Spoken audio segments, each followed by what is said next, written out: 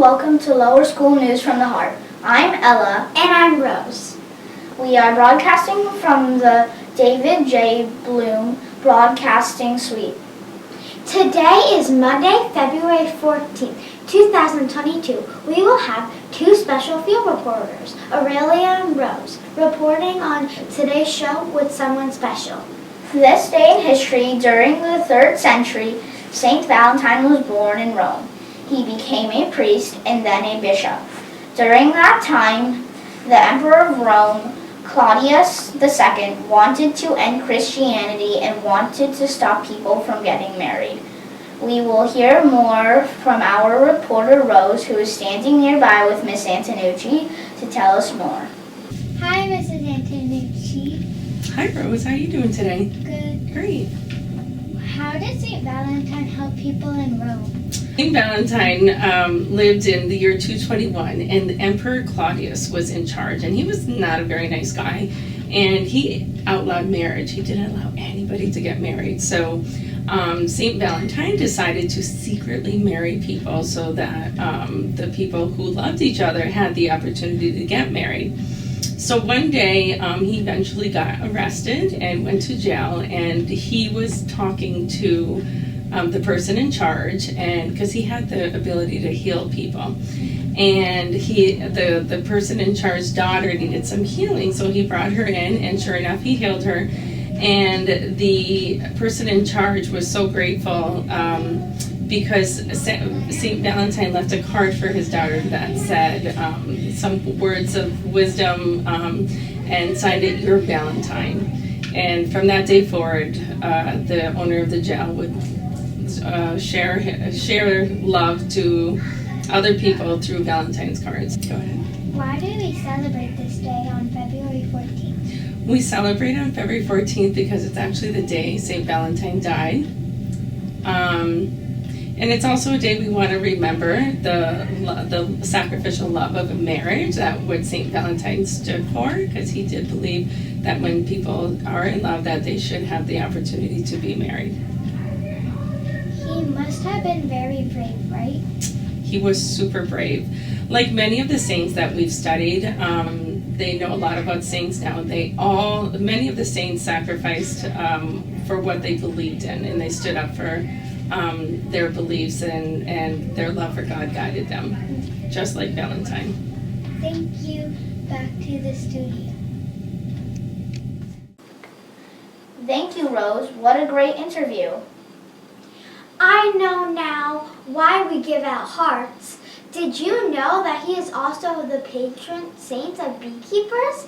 He charged with protection, the sweetness of honey, and the protection of beekeepers. Aurelia is now standing by Miss Paul LeGrand, who is in Virginia. Hello, Mr. LeGrand. Thank you for meeting us today. Oh, it's a pleasure to be here with you. Why is beekeeping important? Well, it's used for pollinating lots of different crops that we eat for foods, berries, all sorts of fruits, apples, oranges, all sorts of vegetables, even the trees, plus the flowers in your gardens. Are all bees important, or is it just the honeybees? All bees are important. The honeybees are known because they produce a lot of honey as a surplus, but there are thousands of different types of bees in the United States. I'll tell you how I got involved becoming a beekeeper. We had gardens and we didn't have any bees, honeybees on them. And when I was your age, I remember seeing honeybees on flowers all the time. And that's how I started getting involved with it. Can you tell us about your beehives and where they're located? Sure. There's actually on YouTube a 3-minute demonstration of the beehives at Monticello, which is the home of Thomas Jefferson, and most of them are there. One of the things I wanted to talk about, though, was also to talk about the tools of the beekeeper. I don't know if you have any interest in that. I'll be interested.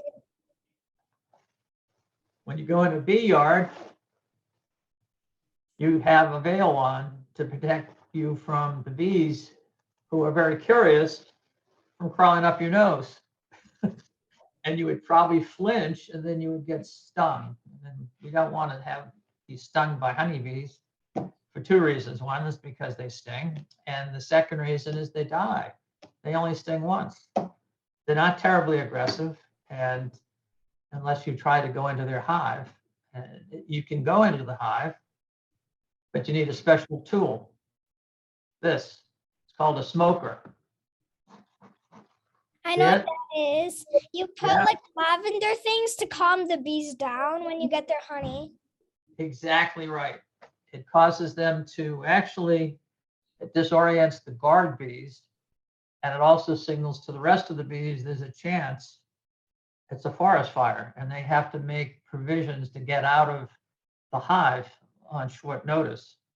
And so they take some of their stored honey, and they will be ready to leave if they have to. But because they have the stored honey, they can't sting either. So they're very docile when you smoke them. Well, is there any other beekeeping tools? Oh, this is called the hive tool. And these two things changed beekeeping back in the 1800s, almost 200 years ago. This is the inside of a beehive right here. It's for like cracking open the beehives. Yes, well, this is one we're not using this year. And this is going to be a new hive next this coming spring.